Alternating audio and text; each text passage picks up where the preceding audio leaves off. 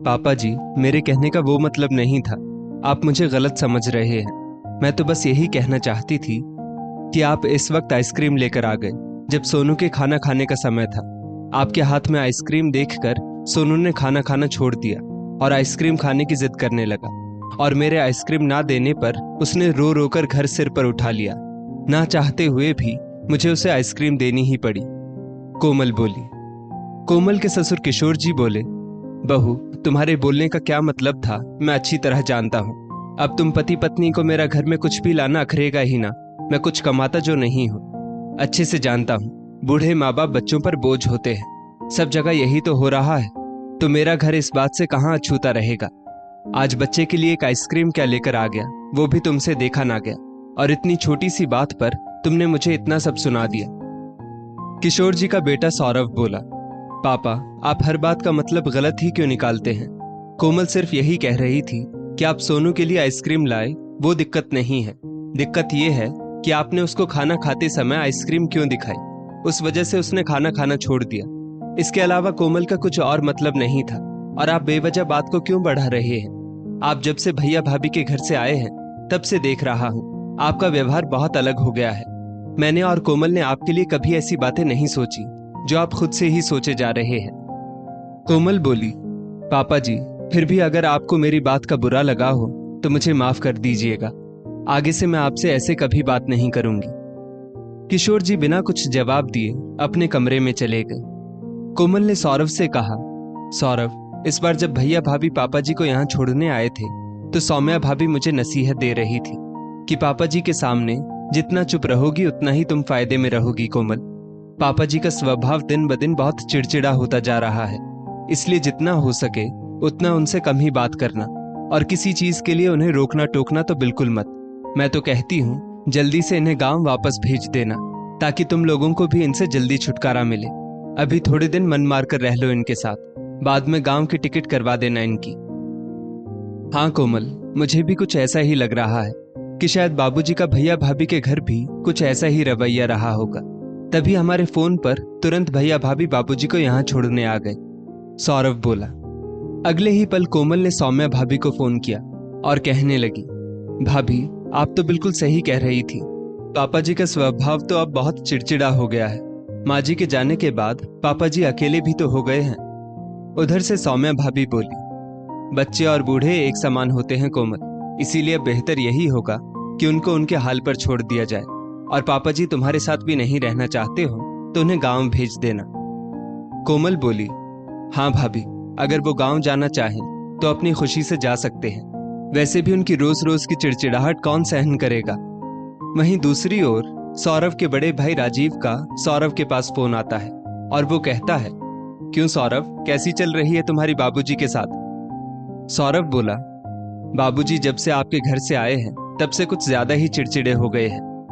राजीव भी सौरभ को नसीहत देने लगा, सौरभ, ये बूढ़े लोग धीरे धीरे नाक में दम कर देते हैं भाई। मेरी मान तो उन्हें वापस गांव की ट्रेन में रवाना कर दे। सौरभ बोला, हाँ भैया, देखता हूं। थोड़ी देर बाद जब कोमल शाम को पापा जी के कमरे में उन्हें चाय देने पहुंची तो देखा पापा जी माँ जी की फोटो को हाथ में लिए बच्चों जैसे रो रहे थे। कोमल को ये देखकर पापा जी के लिए बहुत बुरा लगा। वो बोली, मैं समझ सकती हूँ पापा जी, माँ जी के जाने के बाद आप बहुत अकेले हो गए हैं, मगर आप चिंता मत करिए, यहाँ मैं, आपका बेटा और पोता सब आपको बहुत प्यार करते हैं। आप अपने आप को कभी अकेला मत समझिएगा। किशोर जी के मुंह से अनायास ही निकल पड़ा, तुम और सौरभ भी मेरी प्रॉपर्टी के लिए मुझे साथ रख रहे हो ना। कोमल पापा जी के मुंह से ऐसे शब्द सुनकर आश्चर्यचकित रह गई और बोली, पापा जी, पहली बात तो हम आपके साथ रह रहे हैं, ना कि आपको हम रख रहे हैं, और दूसरी बात, आप कौन सी प्रॉपर्टी की बात कर रहे हैं, मुझे कुछ समझ नहीं आया। किशोर जी बोले, मेरे बड़े बेटा बहू राजीव और सौम्या, जिन पर मैं आंख मूंद कर विश्वास करता था, वे लोग मेरे गांव के घर और खेती बाड़ी को बेचकर यहाँ अपने लिए सुख सुविधाएं खरीदना चाहते थे, इसीलिए तो मुझे गांव से साथ लेकर आए थे। पापा जी, ये आप कैसी बातें कर रहे हैं। सौम्या भाभी तो मुझे भी हमेशा अच्छी नसीहत देती है, और उन्होंने ही मुझे बताया कि धीरे धीरे आपका व्यवहार बहुत बदल चुका है। कोमल बोली।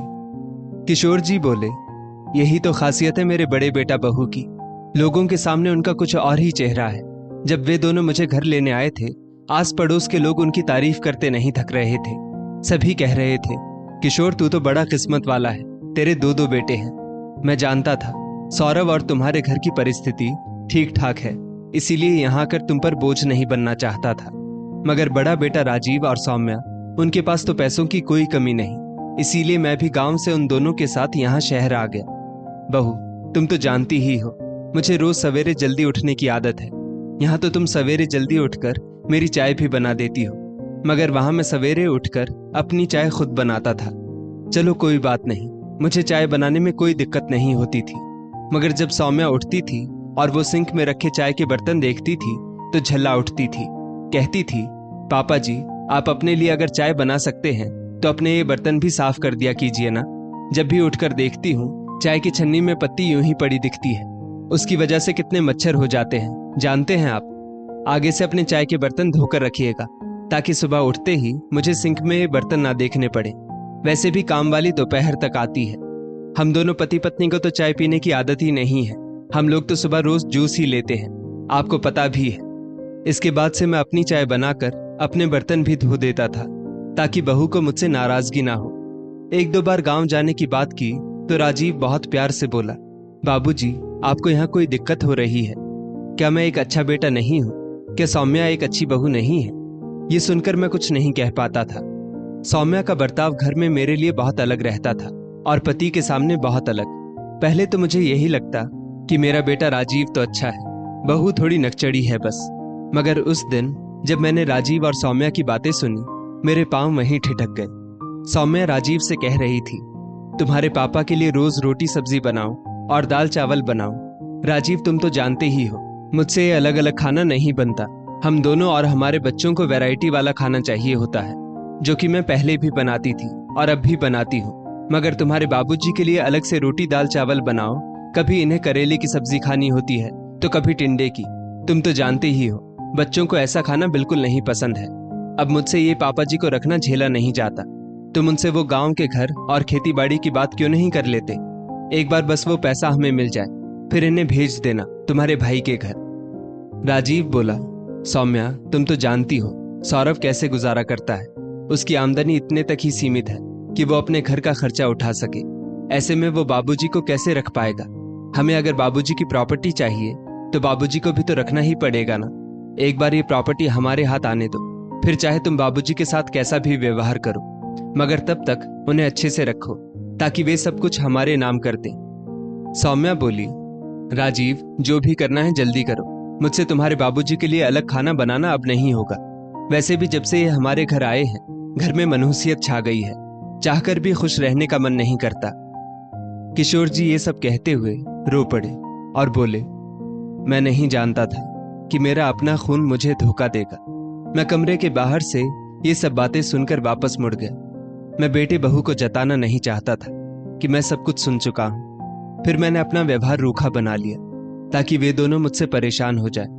बात बात में चिड़चिड़ाहट करने लगा। एक बार जब राजीव और सौम्या ने गांव के घर और खेतों को बेचने की बात निकाली तो मैंने रूखेपन से कह दिया कि मेरे जिंदा रहते हुए मैं कुछ नहीं बेचूंगा। मेरी जब इच्छा होगी तब मैं वापस गांव जाकर रहूंगा। राजीव और सौम्या ने मुझे बहुत मनाने की कोशिश की, लेकिन मैं अपनी जिद पर अटल रहा। बस उस दिन के बाद उन दोनों को मेरा वहां रहना पल पल खटकने लगा। तुम्हारा और सौरभ का जब मुझे फोन आया और तुम लोग मुझे अपने पास बुलाने की जिद करने लगे तो सौम्या बोली, पापा जी सौरभ और कोमल बहुत जिद कर रहे हैं तो मैं और राजीव आपको कल छोड़ के आ जाएंगे। अब वहां रह लीजिए और अगर सौरभ आपका खर्चा ना निकाल पाए तो गांव चले जाइएगा। वहां तो वैसे भी आपने एक बाई लगा रखी है जो आकर घर की सफाई और खाना भी बना देती है। मैं कुछ नहीं बोला। मैं जान चुका था राजीव और सौम्या अब मुझे साथ नहीं रखेंगे, क्योंकि मैं अपनी प्रॉपर्टी में से उन्हें कुछ भी नहीं दूंगा। यहाँ आए मुझे 2 महीने हो चुके हैं। तुमने और सौरभ ने मेरा पल पल ध्यान रखा है, मैं जानता हूँ। बस मैं तुम्हारे भैया भाभी के रवैये से इतना नाराज हो चुका था कि वो चिड़चिड़ाहट यहाँ भी कभी कभी मेरे मुंह पर आ जाती थी। फिर भी तुमने और सौरभ ने संयम से काम लिया, इसीलिए मन किया और आज तुम्हारे सामने सारे राज खोल कर रख दिए। कोमल बोली, पापा जी आप मुझे और सौरभ को कभी गलत मत समझिएगा। हाँ, ऐसा बहुत जगह देखने को मिलता है कि बच्चे माँ बाप को नहीं रखना चाहते, मगर सब बच्चे एक जैसे नहीं होते पापा जी। कोमल शाम का खाना बना ही रही थी कि तभी उसके पास सौम्या भाभी का फोन आया। वे बोली, क्या हुआ कोमल, पापा जी गांव चले गए? मैं तो कहती हूँ अब उन्हें वापस भेज दो, इसी में तुम्हारा फायदा है। कोमल बोली, भाभी मुझे आपकी नसीहत नहीं चाहिए कि मुझे क्या करना है और क्या नहीं। मैंने कभी रिश्तों में नफा नुकसान नहीं देखा। मुझे लगता है पापा जी को भला बुरा कहने से पहले आपको एक बार अपने गिरेबान में झांक लेना चाहिए। रिश्तों में फायदा नुकसान देखना शायद आपका काम होगा, हमारा नहीं। हम तो बस इतना जानते हैं कि जो माँ बाप अपने बच्चों को बचपन में पाल पोस कर बड़ा करते हैं, उनके बुढ़ापे में अगर हम उनसे स्वार्थ पूर्ति के लिए रिश्ता रखते हैं तो हमसे बड़ा गुनहगार कोई नहीं। सौम्या ने फोन रख दिया और पति राजीव से बोली, लगता है अब तो तुम्हारे बाबूजी की प्रॉपर्टी सौरभ और कोमल हथिया कर ही दम लेंगे, तभी तो ऐसी मीठी मीठी बातें कर रही है कोमल। राजीव बोला, हमें जिस बात का डर था सौम्या वही हुआ। हमने तो सौरभ और कोमल से कहा था बाबूजी को जल्दी गांव भेज दे। हम यही तो चाहते थे कि अगर बाबूजी हमें अपनी प्रॉपर्टी में से कुछ नहीं देना चाहते तो कहीं वो सब कुछ सौरभ को ना दे दे। इसीलिए तो सौरभ और कोमल पर बाबूजी को जल्दी गांव वापस भेज देने का दबाव बना रहे थे। सौम्या, काश तुमने थोड़े दिन बाबूजी को अच्छे से रख लिया होता तो आज हमें ये दिन ना देखना पड़ता। अब सब कुछ हमारे हाथों से चला जाएगा, देखना, सिर्फ तुम्हारी गलती की वजह से। सौम्या बोली, राजीव घर में रहकर देखो तब तुम्हें समझ आएगा एक इंसान का काम कितना बढ़ जाता है। तुम्हारा क्या है, दिन भर ऑफिस में कुर्सी पर एसी की हवा खाते हो और यहाँ रसोई में हमें तपना पड़ता है। उस पर से तुम्हारे बाबूजी के 100 नखरे वो अलग। सौम्या, अब तुम रहने ही दो। तुमको एक काम दिया था, तुम तो वो भी ठीक से नहीं कर पाई। दोनों पति पत्नी एक दूसरे पर इल्जाम लगाकर झगड़ने लगे। सौम्या और राजीव अब तक ये बात नहीं समझ पाए थे कि सब लोग उनके जैसे नहीं होते। आज सालों बीत चुके हैं।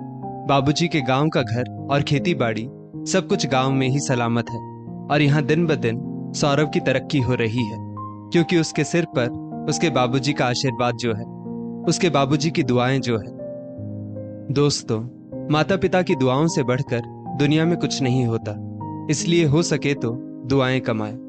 बहुत से बच्चे अपने माता पिता को सिर्फ इसलिए अपने साथ रखते हैं ताकि उन्हें उनकी प्रॉपर्टी मिल सके, मगर दूसरी ओर ऐसे बच्चे भी हैं जो निस्वार्थ भाव से अपने माता पिता की सेवा करते हैं और सच्ची सेवा वही है। इस स्टोरी को लेकर आपकी क्या राय है नीचे कमेंट करके जरूर बताइएगा और ऐसी ही और भी बेहतरीन वीडियोस के लिए हमारा पेज जरूर फॉलो करें।